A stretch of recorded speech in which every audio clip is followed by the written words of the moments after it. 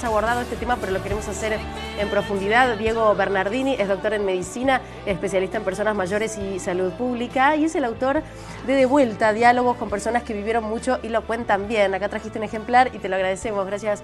Te puedo tutear, ¿no? Sí, claro. Gracias por haber venido, Diego. Gracias a ustedes por el interés. A mí me causó mucha gracia porque él dice, yo recopilé 22 diálogos con 22 personalidades, 22 personas que han vivido mucho, que tienen bueno, nombres como María Fuchs, como Tato Pavlovsky, como Eduardo Menem, y suman entre todos 1800 años. Sí, es decir, más de 1800. Más de 1800 años. ¿Qué característica tiene? ¿Qué encontraste en esta gente que te conmovió? Había un cuestionario fijo, por momentos les preguntabas si alguna vez en su vida les habían hecho preguntas como las que vos hacían y muchos contestaban que no.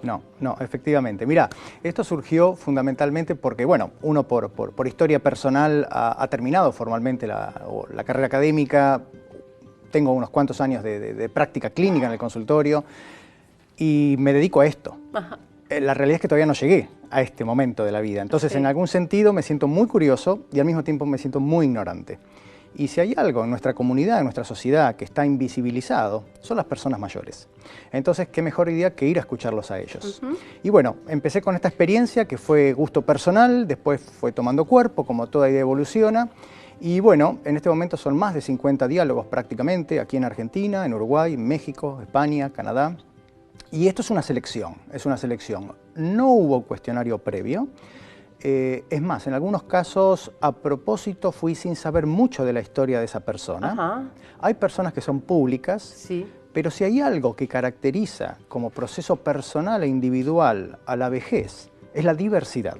Entonces la idea fue también colocar personas que no son públicas, que pueden ser abuelos nuestros, puede ser, en el caso de Luis Carranza, un remisero en Tucumán que conocí por azar cuando bajé del avión y vi a este señor. ¿Trabajando? Sigue trabajando perfectamente, comisario retirado de la policía, ex campeón argentino de billar, y está ahí.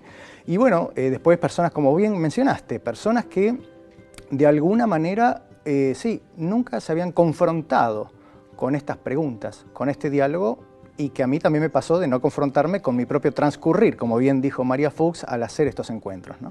Ahora, decís que entrevistaste a personas de muchos lugares diferentes y que el punto en común que encontraste es la diversidad. Digamos, ¿hay otros puntos en común que tiene esta etapa de la vida o es muy distinta realmente?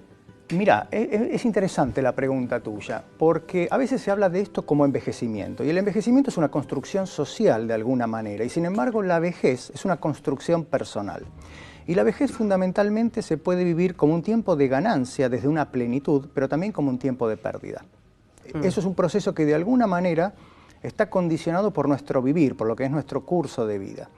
Yo creo que si uno lee estas historias, lo que se va a encontrar es, primero, que no se va a identificar con uno de ellos o una de estas personajes, digamos, sino que va a ir encontrando reflejos en cada una de estas historias que lo vuelven propio.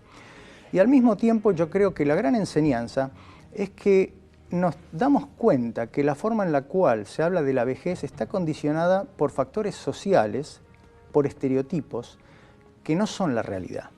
Estas personas muestran una gran voluntad de participar socialmente, Sí. muestran ganas de aportar y lo están haciendo. La mayor parte de las personas mayores contribuyen, por ejemplo, a la economía doméstica, cuidando nietos, cuidando enfermos, cuidando pacientes.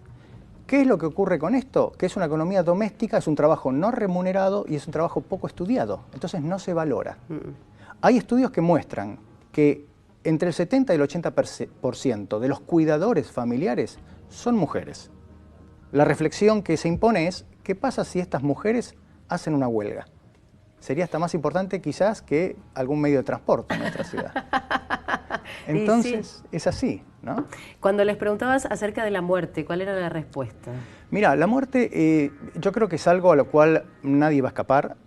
Creo que es la certeza de la vida, porque todos sabemos que en algún momento se va a acabar. Sin embargo, muchos de ellos, hay una variable, hay un indicador que es interesante que tiene que ver con la fe, con la espiritualidad, ¿no? En este libro hay personas que son creyentes, hay personas que son agnósticas, personas de todo tipo. Sin embargo, hablando de los comunes denominadores, el común denominador es el volverse, el tornarse una carga para la familia. Claro. El quedar lo que en medicina llamamos dependiente, por ejemplo, para las actividades de la vida diaria o las actividades instrumentales de la vida diaria. El aseo, la alimentación, claro, la vestimenta, el baño. Entonces, inclusive en mi trabajo de tesis, que lo hice en España, en Salamanca, que es la zona más envejecida de España y una de las 2 zonas más envejecidas de toda Europa, por eso estaba ahí cuando me decían, ¿qué hace un argentino acá? Digo, bueno, estoy estudiando lo que a mí me interesa, por eso estoy acá. Cuando le preguntaba a la gente, que es gente de medio rural, a las personas de medio rural, si se consideraban viejos, ellos me decían que no. Entonces la pregunta era, bueno, ¿y cuándo usted se considera viejo? Cuando dependo, cuando necesito ayuda de un tercero.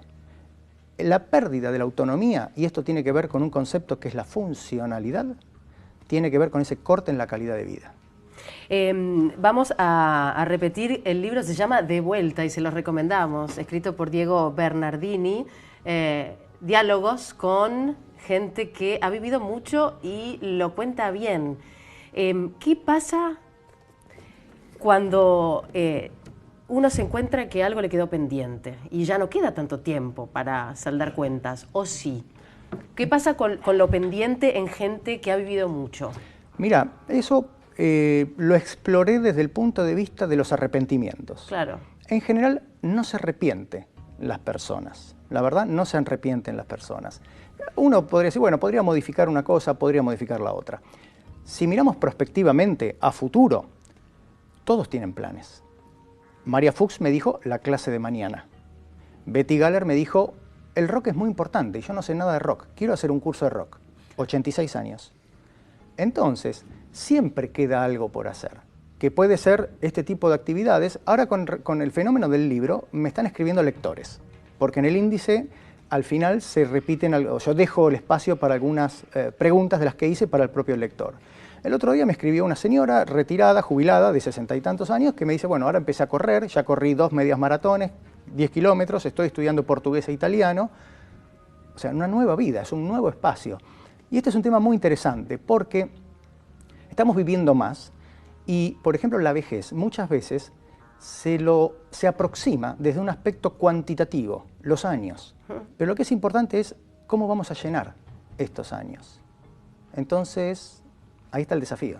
¿Y la gente quiere envejecer o tiende a ser reticente? Digamos, estos abuelos que van siendo cada vez más grandes, que saben que su expectativa de vida va creciendo, ¿están predispuestos a seguir creciendo?